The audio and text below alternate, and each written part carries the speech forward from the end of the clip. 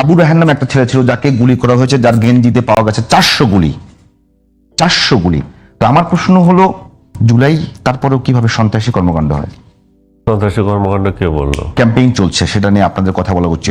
রাজ্জাকি, একেবারেই সবার যে আকাঙ্ক্ষা ছিল জুলাইয়ের পরে বাংলাদেশ কেমন হবে, এখন প্রশ্ন হলো সেই সমালোচনা এখন পর্যন্ত বহাল আছে যে জুলাইয়ের আকাঙ্ক্ষা এখন পর্যন্ত বাস্তব হয় নাই।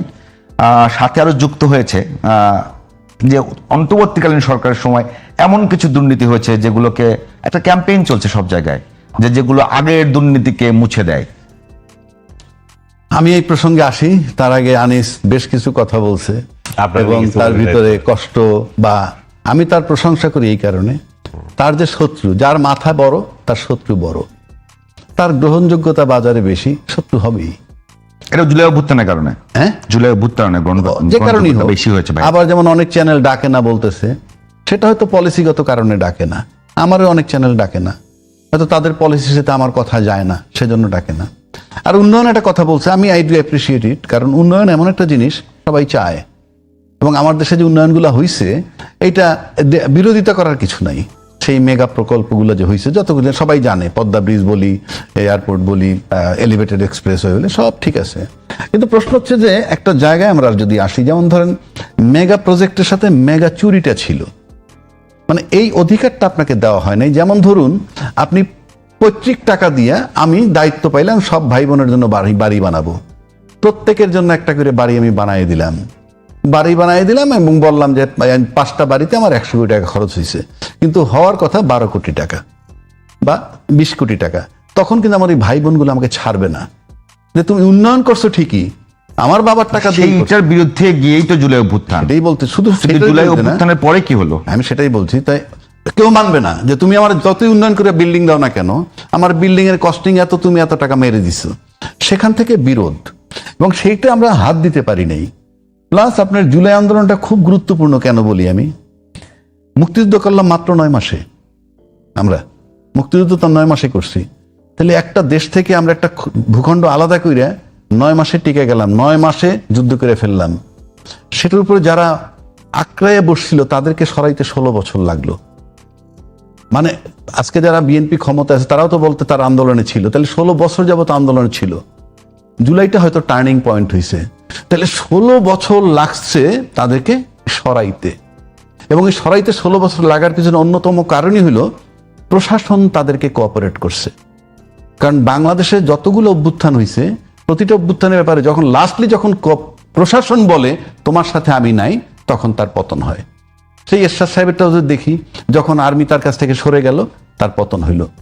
আবার বেগম খালেদা জিয়ার একটা টাইম যদি ধরি, মহিউদ্দিন খান আলমগীর সাহেবরা যখন নাইমা আসলো সচিবালয় থেকে, তারপরে পতন হইল। একইভাবে দীর্ঘ 16 বছর শেখ হাসিনা থাকতে পারছে, প্রশাসন তাকে কিছু করেনি, প্রশাসন কোঅপারেট করেছে। যখন প্রশাসন দেখছে জুলাই আন্দোলনের গতি এত তীব্র যে মৃত্যুর জন্য তৈরি, একের পর এক ডেড বডি হচ্ছে, তখন একটা পর্যায়ে তারা হিমশিম খেয়েছে যে আর বোধহয় সম্ভব না, এবং তখন ফাইনালি কিন্তু প্রশাসনই বলছে যে আমরা আর সাথে নাই। দ্যাট ইজ আর্মিও যদি বলি, তারা যদি তখন আরো 5,000 লোক মারতো তাহলে সেটা হইতো। তার মানে আলটিমেটলি প্রশাসন ছাড়া আপনার কোনো অভ্যুত্থান হয় না। কারণ এই জন্য আমাদের 15-16 বছর রাখছে, 15-16 বছর তাকে কোঅপারেট করছে, যখন ফাইনালি পারে নাই তখন বাধ্য হইছে। এবং এই যে জুলাইয়ের যে আন্দোলনটা, জুলাইয়ের যে চেতনাটা, সেটা আমরা সবাই যেভাবে নিছি, আপনি যেমন আমাদের দেশে 2টা পার্টি আছে, 2টা পার্টির ভাগ্য খুব ভালো। কেন না, আমি মনে হয় আপনাকে যে প্রশ্ন করছি, মানে রাজাকি ভাই, আমি একটু বোঝার চেষ্টা করছি যে এখন সবচেয়ে আলোচিত যে বিতর্ক, সেটা হলো কেউ, আমি ভাইকেও যেটা বলছি, আমি সেটা আসতেছি, সেই জায়গাটা বলছেন যে অন্তর্বর্তীকালীন সরকার যে চলে গেল জুলাই, না, যখন অন্তর্বর্তীকালীন সরকার অন্যায় করে, হ্যাঁ, মানে সে অন্যায় করে রক্তের উপর দাঁড়িয়ে অন্যায় করে, কথা কিন্তু বুঝেন। কারণ তাদের যে আন্দোলনকারীদের কথায় মানুষ জীবন দিয়েছে, তার অঙ্গ দিয়েছে, অঙ্গহানি হয়েছে, সেইটার উপর দাঁড়িয়ে যখন তারা অন্যায় করে, দুর্নীতি করে, তো সেটা তো আরো ভয়াবহ বিষয়। আমার প্রশ্নটা হলো, তখন তো প্রমাণিত হয়ে যায় যে এটা আসলে আদর্শিক কোনো বিষয় ছিল না। আওয়ামী লীগের পক্ষ থেকে যে বারবার এটা বলা জুলাই প্রতারণা কিংবা মেটিকুলাস ডিজাইন, সেটাই কি প্রমাণিত হয় না? আর সেটাই আমি বলতেছি, সেই জায়গাটায় এখন আমি সেই পয়েন্টটাই আসি। আপনি যারা জুলাই আন্দোলন করেছে, আমরা যাদের কথা বলতেছি, আপনি যদি সুন্দরভাবে চিন্তা করেন, জুলাই আন্দোলন সবাই দাবি করি, কিন্তু যদি শেখ হাসিনা, যেহেতু আমাদের শেখ হাসিনা সবচেয়ে বড় ভিকটিম জুলাই আন্দোলনের, তাকে যদি আপনি প্রশ্ন করেন যে জুলাই আন্দোলন কারা করেছে, সে কাদের নাম বলবে জানেন? এই এনসিপির নাম বলবে। এবং এই এনসিপির যারা আন্দোলন করছে তারা কিন্তু সবার কাছে প্রিয় হওয়ার কথা, অন্যান্য রাজনৈতিক দলের কাছে, কিন্তু তারা কিন্তু অন্যান্য রাজনৈতিক দলের প্রিয় হয় নাই। উপরন্তু আমরা অ্যাকশনে দেখতেছি যে আপনি যখন পাওয়ার পলিটিক্সে বিশ্বাসী, পাওয়ারটা পাওয়ার পর আপনি ভুলে যান। যখন আপনি পাওয়ারটা পেয়ে গেলেন, তখন কিন্তু আপনি জুলাইকে ভুলে গেলেন।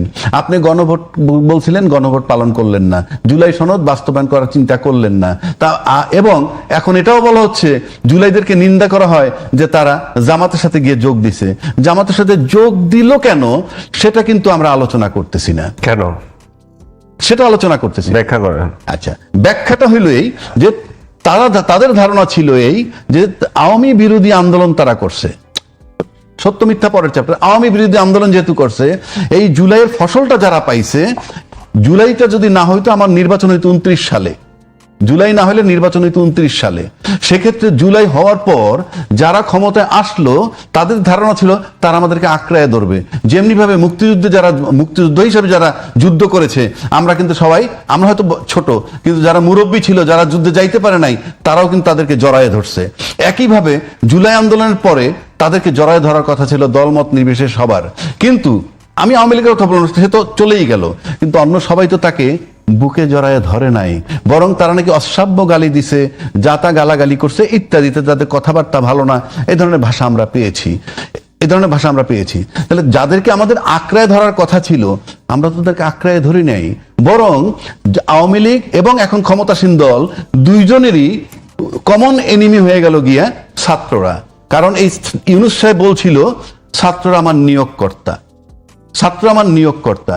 এই ইউনূস সাহেবের বিরুদ্ধে আপনি মনে করেন এখনো চলছে আলোচনা। কিরকম আলোচনা? যে সে বলছে যেহেতু জুলাই ছাত্র আমার নিয়োগকর্তা, সুতরাং ছাত্র এখনো আছে, এখনো ধারণা করা হচ্ছে তাকে পেট্রোনাইজ করে ইউনূস সাহেব দূর থেকে। তা আমার কথা হইলো, এই যে জুলাই চেতনা যে আমরা ধারণ করি, জুলাই চেতনা আমি ধারণ যদি করবই, তাহলে ওরা তো আমাদের সবচেয়ে বেশি গ্রহণযোগ্য।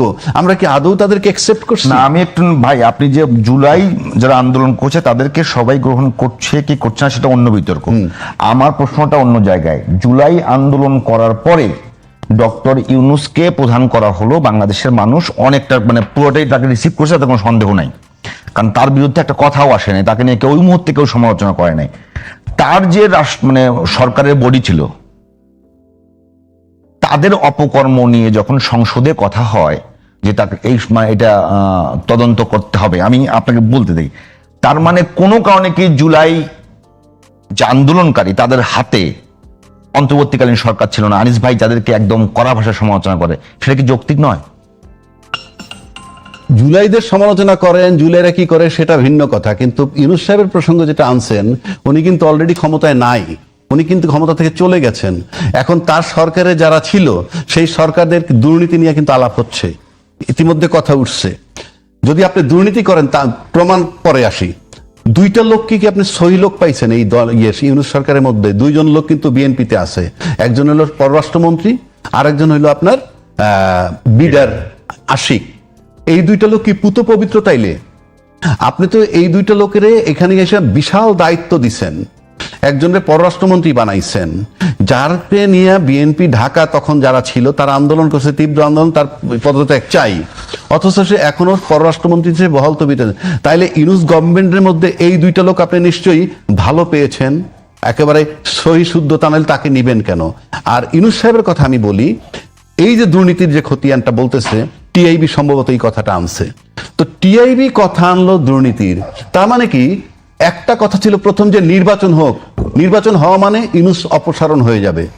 কিন্তু এখন দেখা যাচ্ছে যে ইউনূস চলে যাওয়ার পরেও ইউনূস সাহেবের যে প্রভাব মনে হয় এখনো আছে, এবং ইউনূস সাহেবের প্রভাবটা আমার কাছে মনে হয় এখন খুব বেশি কার্যকর, এবং সেই কার্যকর বিধায় আপনি দেখবেন, শেষ করে দিচ্ছি, এক জায়গায় বলছে যে ওদের বিরুদ্ধে তদন্ত করার জন্য প্রধানমন্ত্রীকে একটা নির্দেশ দিতে বলছে।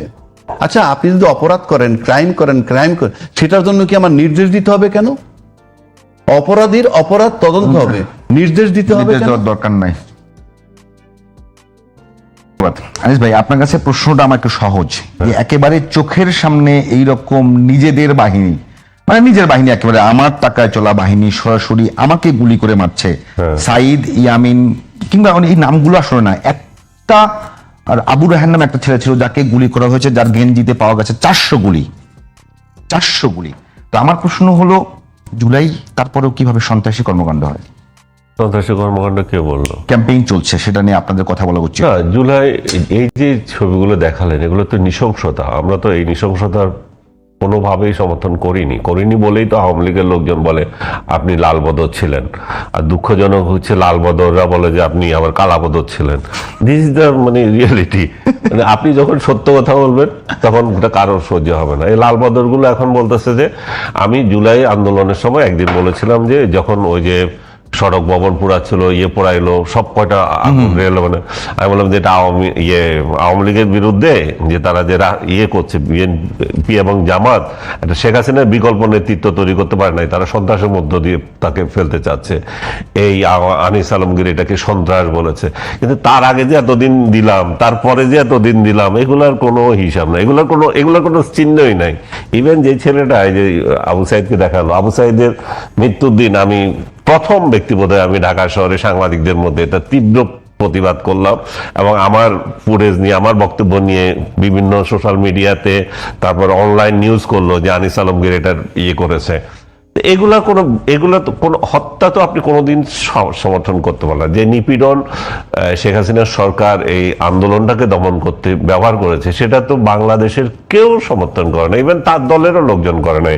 আপনারা মনে করেন যে আওয়ামী লীগ মানে হচ্ছে সব শেখ হাসিনার পক্ষ নিয়েছিল? না, শেখ হাসিনার পক্ষ বিরোধিতা করেছিল তখন, তারা অনেকেই করেছে, এবং এই জন্যই বলছে যে তারা প্রতারিত বোধ করছে। তারা যখন দেখে যে বঙ্গবন্ধুর বাংলায় স্থান নাই স্লোগান দিচ্ছেন, তার মানে কি আপনি বঙ্গবন্ধুকে অসম্মান করার লোক না। কিন্তু পরের দিন দেখতেছে আপনি তার মূর্তিতে প্রস্তাব করতেছেন, তার যা ইচ্ছা করতেছে, এবং ইউনূসকে ক্ষমতা দিল, ইউনূস পাকিস্তানের প্রেতাত্মা হিসাবে আবির্ভূত হলো, এবং বঙ্গবন্ধুর নাম কোথা থেকে কিভাবে মুছা যায় সেই চেষ্টা করলো। আজ পর্যন্ত দেখেন সব প্রতিষ্ঠান থেকে বঙ্গবন্ধুর নাম উচ্ছেদ করছে। আমি মনে করি না যে বঙ্গবন্ধুর নাম এতগুলো প্রতিষ্ঠানে থাকা উচিত, কিন্তু বঙ্গবন্ধু এভিনিউর নাম কি আবরার হওয়া উচিত? আর বঙ্গবন্ধু হলের নাম হাদি হওয়া উচিত? আপনি যখন এগুলাকে ইনস্ট্যান্স দেন, তখন আপনার কাছে কি এখানে মনে হয় যে 17 বছরের তখন মানুষের মধ্যে কি ইমপ্রেশন জাগে? 17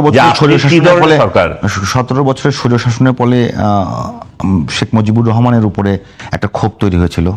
ক্ষোভ হয়েছে, কিন্তু আমি বলছি যে সেই ক্ষোভটাকে আমরা যেটা করব সেটার একটা জাস্টিফাই করতে হবে, যে বঙ্গবন্ধুর নামে আমি এত প্রতিষ্ঠান রাখবো কেন, আমি পক্ষপাতী না, এগুলো থাকবে না।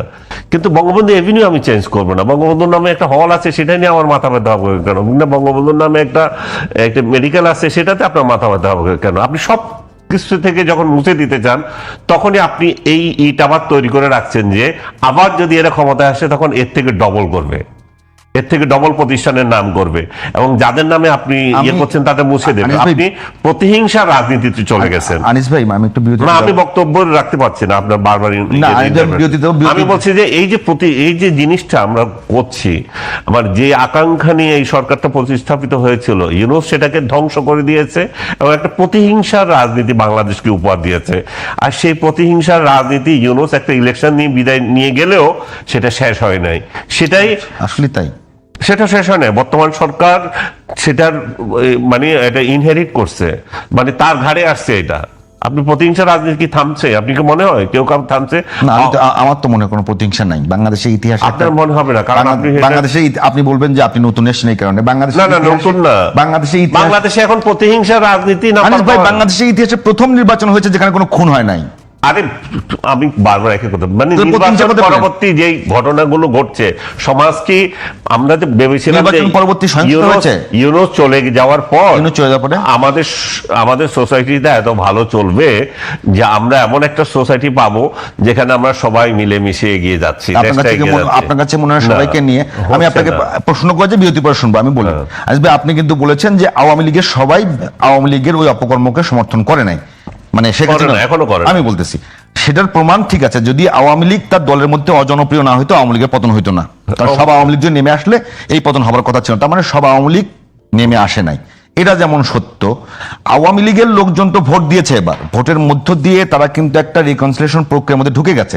কিন্তু এখন যে আওয়ামী লীগরা সামাজিক যোগাযোগ মাধ্যমে এবং দেশে বিদেশে আছেন, তারা যেভাবে কথা বলছেন, তারা কি আসলে বাংলাদেশে যে আওয়ামী লীগরা রিকনসিলিয়েশন প্রক্রিয়ার মধ্যে ঢুকে গেছে তাদের প্রতিনিধিত্ব করে কিনা?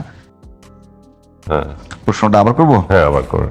1 নম্বর বিষয় হলো যে আওয়ামী লীগের পতন হলো, এটার মূল কারণটা হলো যে দল আওয়ামী লীগের মধ্যে সরকার আওয়ামী লীগের জনপ্রিয়তা একেবারে শেষ হয়ে গিয়েছিল, দল আওয়ামী লীগ মাঠে ছিল না।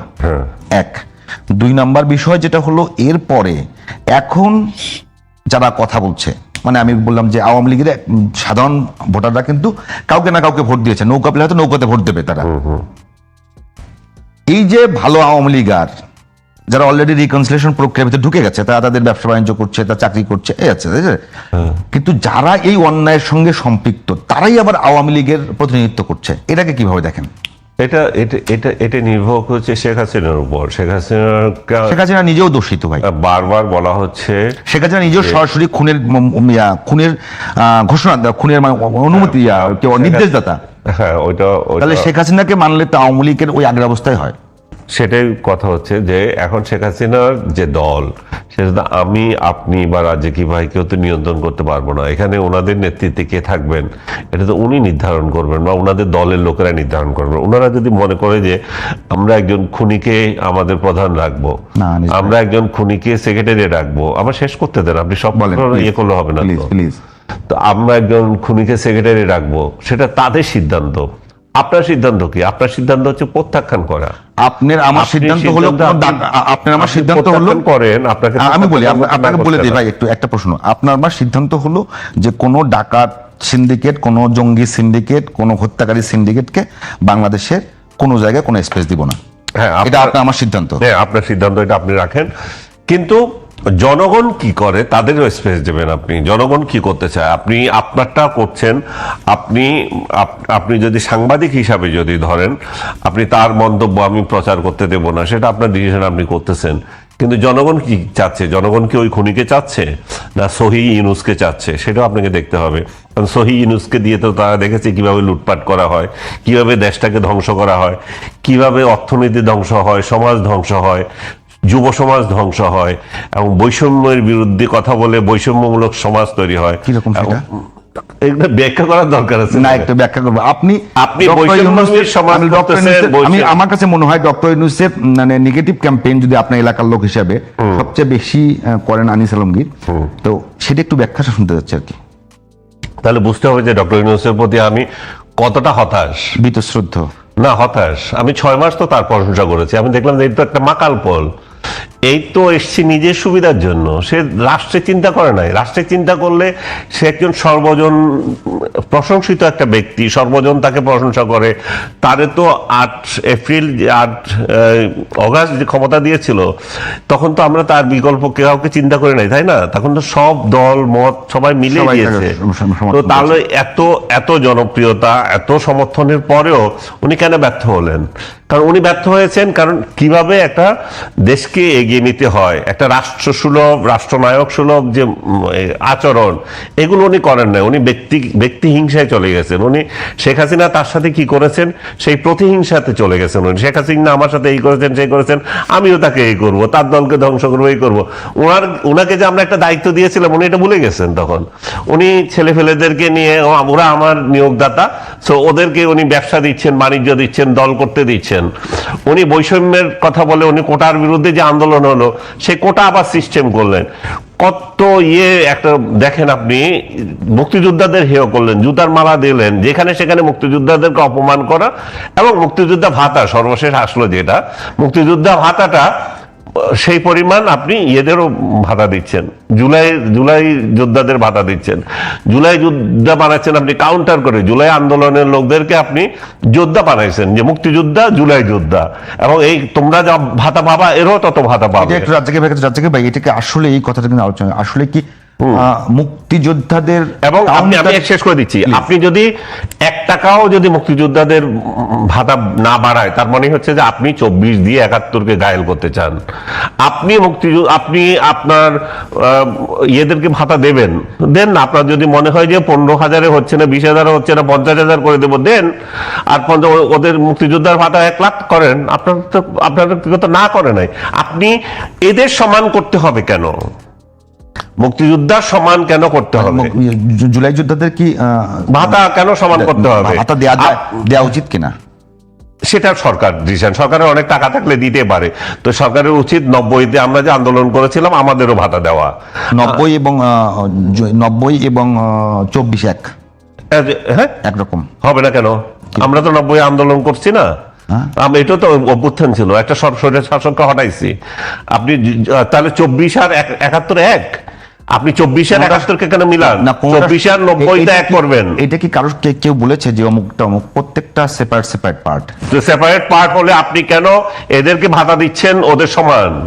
আপনার ভাতা সিস্টেম আসলো কোথা থেকে? আপনার সার্টিফিকেট আসলো কোথা থেকে? এগুলো আসলো কোথা থেকে? আপনি 90 আলাদেরকেও দেন। আপনি যদি এত উদার হয়েছেন, 90 আন্দোলন কি খেলনা ছিল যে স্বৈর শাসককে হটিয়ে, এত বছরের একটা স্বৈর শাসককে হটিয়ে যে গণতান্ত্রিক আন্দোলন সূচনা হলো, সামরিক সরকার গেল, এখানে তো সামরিক সরকার ছিল না, সকল একটা গণতান্ত্রিক সরকার ছিল। ওই সামরিক সরকার চাইতে ভয়াবহ নৃশংস ছিল। আপনার দৃষ্টিতে থাকতে পারে, কিন্তু আমরা যখন আন্দোলন করছি আমাদের কাছে তখন এটা দিয়ে অনেক বেশি একটু শুনি ভাই। শোনেন, প্রথম প্রশ্ন, রাষ্ট্র ভাতা দেয় কেন? রাষ্ট্র ভাতা দেয় কেন? এই যে মুক্তিযোদ্ধাদের ভাতা রাষ্ট্র দিচ্ছে না, জুলাই যোদ্ধাদের ভাতাও তো রাষ্ট্র দিবে। অর্থাৎ রাষ্ট্রের কাছে যখন জিনিসটা গুরুত্বপূর্ণ মনে হয়, রাষ্ট্র যখন একটা বিশাল কিছু থেকে উদ্ধার পায়, কম্পারিজনটা কেন আসছে আমি বলছি সঙ্গে? এটা হলো সংকীর্ণতা। কারণ আমি বলি কেন সংকীর্ণতা বলি, আপনি 71 সালের যুদ্ধ হয়েছিল কি জন্যে? এই বৈষম্য, আর কিছু না, এই বৈষম্য। সেই বৈষম্যকে কেন্দ্র করে ফাইনালি বিট্রে করা হলো, নির্বাচন করলো, নির্বাচনে ক্ষমতা পাওয়ার কথা আওয়ামী লীগের, তারা পান নাই। সেখান থেকে আন্দোলন শুরু, এবং বৈষম্যের কারণে। এবং তখন কি আন্দোলনটা? তখন কিন্তু এই আওয়ামী লীগের যারা ওই যুদ্ধ ঘোষণা করছে তারা কিন্তু নিরস্ত্র ছিল, তাদের উপরে পশ্চিমা বাহিনী কিন্তু অস্ত্র চালাইছে, নিরস্ত্র মানুষের উপরে অস্ত্র। ভাগ না হওয়া পর্যন্ত, স্বাধীন না হওয়া পর্যন্ত কিন্তু সেম ল্যান্ড, একই ল্যান্ড ছিল, অর্থাৎ একই দেশ পাকিস্তান। একইভাবে যখন জুলাই আন্দোলন চলে তখনও কিন্তু বৈষম্য আন্দোলন, সেখান থেকে ঘুরতে ঘুরতে এক দফায় আসলো, নিরস্ত্র ছাত্র জনতা সমস্ত মানুষের উপরে প্রশাসনের লোকগুলি চালাইলো, যেভাবে পাকিস্তানিরা চালাইলো। আপনি ওইভাবে তুলনা করলে ওটা ছিল ভূখণ্ড স্বাধীন করা, আর এটা ছিল একটা ফ্যাসিস্ট গভর্নমেন্টকে রিমুভালের জন্য আন্দোলন করা। এখানে তো ভূমিকে ভাগ করার বিষয় না, এটা নিজের দেশের ভিতরে যে অরাজকতাটা সেটাকে করার জন্য। এবং সেটার জন্য যারা প্রাণ দিছে, 71 সালে যারা প্রাণ দিছে, এটার জন্য প্রাণ দিছে, আপনি মূল্যায়ন করতে গেলে কিন্তু আপনাকে মূল্যায়ন করতেই হবে। এখন 71 এমন একটা জায়গা, আনিস ভাই 100 ভাগ বাংলাদেশ বিরোধী যদি হই, আমি যদি 100 ভাগ বাংলাদেশ বিরোধী হই, আমাকে যদি বলা হয় তুমি বাংলাদেশের ইতিহাস লেখো, কারো সাধ্য নাই 71-কে বাদ দিবে। 71 বাদ দিলে তো বাংলাদেশই নাই। সুতরাং এটা হলো মানুষের কথার কথা। 24 দিয়ে 71 ঢাকা যাবে না, 71 দিয়ে আপনার 24 ঢাকা যাবে না। কেন? 24 ধারণ করতেছে এই প্রজন্ম, একেবারে পাক্কা তরুণ যারা, যাদের কাছে এই ঘটনাটা 2 বছর হয়েছে, বা 24 আর 26 মাস হয়েছে। আপনি 71-এর ঘটনা এখনো এমন লোকেরা টানতেছে যার জন্ম হয়েছে 71-এর 20 বছর পরেও। আপনি টানতেছেন কিসের উপরে? ডিভিশন ক্রিয়েট করার জন্য। আর এটা হলো তাজা ঘটনা, আপনি ইউ ক্যানট রিমুভ ইট। আপনি এই প্রজন্মের মাইন্ড থেকে এটাকে সরাইতে পারবেন না। বাট যারা 71-এর চেতনায় বিশ্বাসী কইরা, দাবি কইরা মুক্তিযুদ্ধে এই 24-এ করতে চায়, তাদের একটা প্লাস পয়েন্ট আছে। প্লাস পয়েন্ট হইল এই, মিডিয়ার আধিপত্য বলেন, লেখনীর আধিপত্য বলেন, সেটা আওয়ামী লীগকে যারা সমর্থন করে তাদের দিকে যত শক্তিশালী আপনার অন্য কোনো দিকে নাই। সুতরাং এখন যদি এই 24-কে কবর দেওয়ার জন্য 500 বই লেখার লোক আছে বাংলাদেশে, কিন্তু 24-এ জীবিত রাখার জন্য 20টা লোকও এখনো পাওয়া যাচ্ছে না। বাট এটা গাথা আছে এই তরুণ প্রজন্মের কাছে, আজকের এই প্রজন্মের কাছে।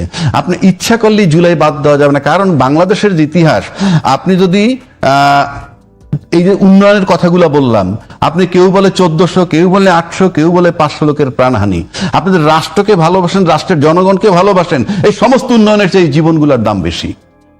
এই সমস্ত উন্নয়নগুলো আপনি উন্নয়নের নামে আয়নাঘর বানাইতে পারবেন না, উন্নয়নের নামে আপনি লোক হত্যা করতে পারবেন না, উন্নয়নের নামে বিনা বিচারে হত্যা করতে পারবেন না। এই রেট আপনাকে কেউ দেয় নাই। একটা লোকও যদি মারতে হয়, ইউ জাস্ট কুইট। যার জন্য পুলিশ বলতেছিল, একটু আগে দেখাইলেন আপনি, এডা মারি এডা মরে অন্যরা সরে না। তার মানে কোথায় গিয়ে দাঁড়াইছিল। এখন সেই চেতনাটাকে আমরা কেন রিমুভ করতে চাচ্ছি? বরং আমরা সেই চেতনায় জাগ্রত হই না কেন? আমাদের চেতনা তো মুক্তিযুদ্ধের সাথে এটা যদি অ্যাড হয়, আমাদের চেতনা তো আরো বেশি শক্তিশালী হওয়ার কথা। সেখানে আমরা পিছিয়ে যাচ্ছি কেন? আমরা জুলাইকে আন্ডারমাইন কেন করব? জুলাইতে যারা আন্দোলন করছে তাদেরকে আমরা ছোকরা বলি, কেউ কেউ বলে যে তারা আগে চলতো না সাইকেলে, এখন চলে প্রাডোতে। ইয়েস, আই ডু অ্যাডমিট, কিন্তু শুধু তাদের পার্টটা দেখেন কেন? অন্য ব্যক্তিদের রাজনৈতিক ইতিহাস কি, তারা তাদের যে জীবনযাত্রা, আমরা শুধু ক্যাটাগরিক্যালি এদেরকেই ধরতেছি কেন? এবং 6টা সিট তাদের পাওয়ার কথা না, জুলাই চেতনায় একটা সিটও পাওয়ার কথা না, 6টা সিট তারা পাইছে। বাংলাদেশে 40 বছরের রাজনীতি করেও 6টা সিট পায় নাই। জামাতের মতো, জামাতও আজকে যে সিটগুলা পাইছে, তাদের সাথে এই ছেলে পেলেগুলো এনসিপি যোগ দেওয়ায় ওই চেতনার ইনফ্লুয়েন্স ওইখানে গেছে। চেতনার ইনফ্লুয়েন্স, জামাতের এই ভোট নাই। এবং আপনি বাংলাদেশ, যে কথাটা বলতে শেষ করে দিচ্ছি, বাংলাদেশ হলো পাওয়ার পার্টির দেশ, ইভেন পশ্চিমবঙ্গ পাওয়ার পার্টির দেশ। আপনি দেখেন তৃণমূল ক্ষমতাতে চলে গেছে, তৃণমূলের নেত্রী কিন্তু কি অলরেডি কংগ্রেসে যোগ দিতে যাচ্ছে। কারণ আপনাদের রাজনীতি না থাকে, খালি পাওয়ারে যাওয়ার ইয়ে থাকে। যেমন বিএনপি 16 বছর রাজনীতি ছিল না, পাওয়ারে ছিল না, রাজনীতি ছিল না, স্ক্যাডার ছিল, কে কোথায় দেশে বিদেশে ছিল। আপনি যদি রাজনীতি থাকতো, আপনি চলমান থাকতেন। যাদের রাজনীতি আছে তারা ক্ষমতা পায় না। লেফটিস্ট বলেন, যতটুকু রাজনীতি আছে তাদের রাজনীতি কনস্ট্যান্ট, এবং ওই রাজনীতিটুকে তাদেরকে কেয়ার করে বইলে এই বড় বড় পাওয়ার পার্টি তাদেরকে একটু নিয়ে একটু সঙ্গ দেয়, একটু পদ দেয়, যে ওদের রাজনীতি আছে। তাহলে তো ওদেরকে জিজ্ঞেস করার কোনো কারণই নেই। এই পাওয়ার পার্টি যেটা হয়, যেমন 111 যখন হইলো, আমরা নিশ্চিত 111-এর পরে আওয়ামী লীগ ক্ষমতা আসবে। কেন নিশ্চিত? কারণ ক্ষমতা কাইরে নিলাম আমি বিএনপির কাছ থেকে, তারে নিশ্চয়ই ক্ষমতা দিব না। Very simple logic. আবার এই যে দুলের অভ্যুত্থান হইলো, এ চলে যাওয়ার পর ন্যাচারালি ক্ষমতা আসবে বিএনপির কাছে। এই কারণে তাদের ইঞ্জিনিয়ারিংটা হয় কোথায়? শুধু 2/3 মেজরিটির প্রশ্নে, যে 2/3 দিব কি 2/3 দিব না। এই সমস্ত জায়গাগুলো আমাদের লড়াই হয়। এবং এই জন্য আমাদের এই দুইটা পাওয়ার পার্টি, আপনি দেখেন যে এই পাওয়ার পার্টি আজকে পাওয়ার এসে ভুলে গেছে। যে যত কথা আপনি মুখে বলেন না কেন, আপনি জুলাই নিয়ে কোনো কথা নাই, গণভোট অসাংবিধানিক বলতেছেন, নির্বাচন আগে এটা বলেন নাই, এখন জুলাই সনদ বাস্তবায়ন করতেছেন না, কিচ্ছু আসে যায় না ভাই। আপনি এই যে ঘটনা শেখ হাসিনার সময় ঘটছে, 100% প্রশাসন তার পায়ের তলায় ছিল, তাকে চলে যেতে হয়েছে। এবং শেখ হাসিনার যে 50 ভাগের 1 ভাগ ক্ষমতাও এই প্রশাসন নিয়ে বর্তমান সরকার চালাইতে পারবে না। সুতরাং চিন্তা করতে হবে। আরেকটা বিষয় আপনাকে বলি, বাংলাদেশের মিডিয়া, প্রশাসন এবং এই বিজনেস কমিউনিটি, এই 3টা জিনিস হলো ফ্যাক্টর বাংলাদেশের লোককে। যেই মিডিয়া আজকে এই সরকারকে প্রেফার করতেছে, 16 বছর আগের প্রথম আলো খুলে দেখেন, অন্যান্য পত্রিকা খুলে দেখেন কি লিখছিল, 2004-এ কি লিখছিল। অথচ আমরা ভুলে গেছি ক্ষমতায় গিয়া, পাওয়ারে গিয়া, যে এই পত্রিকাগুলো আমাদের সম্পর্কে দীর্ঘ 16 বছর কি লিখছে আর এখন কি লিখতেছে আমি ভুলে যাই কেমনে, আমার এটা মাথায় ধরে না। আমি এইটুকু বুঝি। আমি বলছি না আপনার সময় শেষ, আমি বলছি না আপনি প্রতিশোধ নেন, কিন্তু আপনাকে তো বুঝতে হবে আপনার সময় শেষ। ঘুরে গেলে আপনি খুশি হয়ে যান, আপনার সময় শেষ। এবং পদে গেলে আপনার সময় শেষ। আপনাকে না থামাইলে আপনি 1 ঘন্টা বলতে পারেন। এবং এটা দেখা গেল যে রাজাকি ভাই যতক্ষণ বক্তৃতা দিলে তুমি একটা কোশ্চেনও আমি সেটাই বলতেছি কি শান্তিপূর্ণ কথা বলতে। না, আমি তো কারণ আছে, you are an important man. না, কোনো কারণ। আনিস ভাই, আপনাকে বলি, আপনার বার্তা মানুষ শুনে ভাই। আমি আপনাকে বলি একেবারে শেষ, আপনার 5 মিনিট আছে, আপনার 3 মিনিট, রাজ্জাকি ভাই আপনি 1 মিনিট অথবা 2 মিনিট বলবেন। এই 3 মিনিটে আমার কাছে কেন আপনাকে ধরি আমি আপনি বলি, সামাজিক যোগাযোগ মাধ্যমে এই মুহূর্তে জনপ্রিয় বলেন আর অজনপ্রিয় বলেন, মানে সেটা ফেমাস হোক আর নটোরিয়াস হোক, দুইটাই আপনি। আমি দুইটাই। হ্যাঁ, একটা গ্রুপের কাছে আপনি খুব ফেমাস, একটা গ্রুপের কাছে আপনি খুব নটোরিয়াস। কারণ অনেকেই বলছে যে পতিত যে আওয়ামী লীগ সরকার, তাদের যে ন্যারেটিভ বিল্ড আপে যারা কাজ করছে, তাদের মধ্যে অন্যতম আনিস আলমগীর। আমি কিন্তু খুব চাচাশোলা কথা বলি, আপনার ছোট ভাই। না বলেন ভাইয়া। প্রশ্নটা হলো, আমি এখানে আওয়ামী লীগ আমি বলতেছি কেন, আমি একজন সাংবাদিক হিসেবে আমিও চাই না যে কেউ আমরা দলের পক্ষে কথা বলি। আমার প্রশ্নটা হলো যে আওয়ামী লীগ পতিত হয়ে গেল, পরাজিত হলো, তার পতন হলো, পতন হওয়ার পরপরই ডক্টর ইউনূস ক্ষমতায় এসেছেন। তো এখন পর্যন্ত আপনাদের যে কজনকে নিয়ে ক্যাম্পেইন চলছে, বলা হচ্ছে যে আপনারা এখন পর্যন্ত ডক্টর ইউনূসের সমালোচনা করছেন, কোনোভাবে সেটা যদি ফুলফিল হয়ে যায় এরপরে আপনারা গণতন্ত্রকামী বিএনপিকে ধরবেন। হ্যাঁ, তো এখন প্রশ্ন হচ্ছে যে ইউনুসকে 6 মাস কোনো সমালোচনা করি নেই, তো সেটার জন্য তো আমার পাপ হয়েছে। আমি তো তার মানে কি একটা সরকার আসলো তাকে কি আমি সঙ্গে সঙ্গে সমালোচনা শুরু করে দেবো? এটা কোনো নর্মসের মধ্যে পড়ে? তো আমি ইউনুসের সমালোচনা সেই জন্যই করে নেই, আর সেই কারণে আমাকে আওয়ামী লীগের লোকজন গালাগালি করছে। আর ইউনুসের সমালোচনা যখন করা শুরু করলাম, ইউনুসের সহ্য হয় না, তখন সে জেলে দিল। তো বর্তমান সরকারেরও সমালোচনা করছি না, কারণ তারা মাত্র ক্ষমতায় এসছে। আর ইউনুস যে দুঃশাসন দেখিয়ে গেছে, এটা তো নিঃশ্বাস নেওয়া যাচ্ছে, তাই না? তো আমি কেন সমালোচনা করবো তার? আমি তো বরং তার ভুল হইলে সেগুলো দেখিয়ে দেব। এবং ক্ষমতায় আওয়ামী লীগ আসলো আর বিএনপি থাকলো, তাতে আমার কি আসে যায়? ওরা তো কিছু আসে যায় না। আমাদের তথ্যমন্ত্রী বানাবে না, এগুলো যেগুলো আপনি প্রচার করতেছেন আপনারা, যে আনিস আলমগীর আওয়ামী লীগ আসলে তথ্যমন্ত্রী বানাবে, এগুলো হচ্ছে কথার কথা। তখন আমি যে ভাই পাশে তাতে বানাবে, তো আমি যে আওয়ামী লীগের বিরুদ্ধে যখন যেগুলো বলতেছি ওগুলো তখন সামনে আনবে। এই লোক কিন্তু সেই লোক যে আওয়ামী লীগের বিরুদ্ধে এই বলছিল, হাসিনার বিরুদ্ধে এই বলছিল। বাংলাদেশকে আমি চিনি, আমি কারো হালুয়া রুটির পূজারি না, আমি হালুয়া রুটি খাইতে চাই না, কিন্তু যা সত্য সেটা বলে যাব। এই সত্য বলতে গিয়ে যারা নিপীড়িত তাদের পক্ষে কথা বেশি যায়। এই মুহূর্তে আওয়ামী লীগ নিপীড়নের শিকার, আওয়ামী লীগের পক্ষে বেশি কথা যাবে। আর আওয়ামী লীগ তো প্রতিপক্ষই আছে এখানে, তো জামাত, বিএনপি, এনসিপি আরো যারা বলেন সব তো একদল হয়ে আছে। ওরা যদি আজকে বলে যে শেখ হাসিনা আসবে, বলতেছে আসবে, এতদিন বলতেছিল যে আসবে না, আসে না কেন, এখন যখন আসবে বলছে তখন আবার হাউকাউ শুরু হচ্ছে। আসবে কোথায়, আসবে কেন?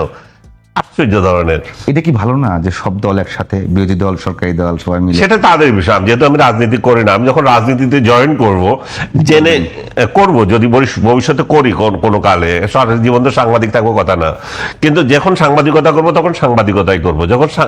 যখন রাজনীতি করব এই সাংবাদিকতার নাম আর থাকবে না, তখন আমি রাজনীতি করব। তখন আমি আমার মতো করে চিন্তা করব, আমার দল নিয়ে চিন্তা করবো। ক্যাম্পেইনের সময় থাকবে যে ইরাক ফেরত সাংবাদিক থাকতে পারে, অতীত তো একটা যে কোনো জায়গায় থাকবে। আপনি যখন যেখানে যান, আপনি টিভি নিউজের হেড, এটা কি থাকবে না? থাকবে তো। তো ভাই যেটা বলছিল যোদ্ধা যে জিনিসটা, এটা বলছে যে আমরা আন্ডারমাইন করছি, এবং আন্ডারমাইন করানোর জন্য সরকারই করাচ্ছে, এগুলা তৈরি করে দিচ্ছে। কারণ আপনি যোদ্ধা নেবেন কেন? আপনি ভাতা নিচ্ছেন কেন? তাহলে আপনি তো বুঝাইতে চাচ্ছেন এরা মুক্তিযোদ্ধা, এরা 24-71 সমকক্ষ, আপনি বুঝাইতে চাচ্ছেন। ওর মধ্যে 24 কিন্তু সমকক্ষ না। আবার আপনি কার্যক্রম দিয়ে 24-71 সমকক্ষ বলতেছেন, আপনি স্বাধীনতা 2.0 বলতেছেন, আপনি তো এগুলো সব তৈরি করতেছেন। তাহলে আপনাদের এগুলো থেকে আমরা মুক্ত হতে হবে। এগুলো থেকে মুক্ত হয়ে আমরা সঠিক রাজনীতি করতে হবে, বৈষম্যহীন রাজনীতি যেটা করার কথা বলছি আমরা, সেই জায়গায় আসতে হবে। এবং সেই জায়গায় বর্তমান সরকারও আসতে হবে। বর্তমান সরকার যদি ইউনুসের অপছায়া নিয়ে শাসন করে, আবার ইউনুস যে ভুলগুলো করেছিল সেগুলো যদি এই সরকারও যদি করতে থাকে, উনি দুজন ব্যক্তির কথা বলছে, ইউনুস তাদেরকে রেখেছিল, তাদেরকে কেন রেখেছিল? আমি মনে করি যে সরকার যদি মনে করে যে তারা আমার দক্ষ কর্মী আছে, দক্ষ লোক আছে, আমি তাদেরকে রাখতেই পারে। সরকার ব্যাখ্যাও দিলে ভালো হইতো, কেন যে কোন গুণে তাদেরকে রেখেছে। বাট যেভাবে সরকার চলতেছে তাতে তো মনে হয় যে একেবারে খারাপ কাজ করছে তা না, রাখছে তারা তো মানে ভালো কাজের জন্য হয়তো রেখেছিল। ধন্যবাদ। একেবারে সময় শেষ, একেবারে 1 মিনিটে যদি কিছু বলতে চাই। আমি সিম্পল বলি, ধারণা ছিল এই যে ইলেকশন হইলেই সবকিছু ঠিক হয়ে যাবে, ইউনুস সাহেব চলে গেলেই সব ঠিক হয়ে যাবে। এবং ইন্টারেস্টিং ব্যাপার দেখেন, সরকারের ভিতরে 3টা ফেজে 3 ধরনের কথা হয়। প্রথম ফেজ, প্রধান ফেজ খলিলকে রাখলো পররাষ্ট্রমন্ত্রী। প্রধান ফেজ বলতে চেয়ারম্যান বলবো, যাকে আপনার বিএনপির চেয়ারম্যান বা প্রধানমন্ত্রী, তাকে রাখলো পররাষ্ট্রমন্ত্রী। আবার তার একজন উপদেষ্টা বলতেছে ইউনুস সরকার যে বিষয়ে তদন্ত হওয়া দরকার, তার স্বরাষ্ট্রমন্ত্রী বলতেছে প্রধানমন্ত্রীর আদেশ দেওয়া দরকার এই তদন্তের জন্য। তাহলে একটা সরকারের ভিতরে 3টা ফেজ। তার সরকার প্রধান সমর্থন করতেছেন খলিলকে, খলিল মানি টু সাম এক্সটেন্ট ইউনুস। আবার যিনি বলতেছেন ইউনুস মানে আমেরিকা হোক, যিনি বলতেছেন যে ইউনুসের বিষয়ে তদন্ত হওয়া দরকার, সেজন্য নির্দেশ চায়। আপনারা দুইজনই একদম ফেমাস আলোচক, না, যদি চাই 2 ঘন্টা চালাতে পারবো। ইন্টারেস্টিং ব্যাপার হলো যে এখনো যে ইউনুস সাহেবের একটা প্রভাব আছে, সেটা যারা বিশ্বাস করে, সেই বিশ্বাস থেকেই বিরোধিতাটা চলমান। ধন্যবাদ আবু এনারা।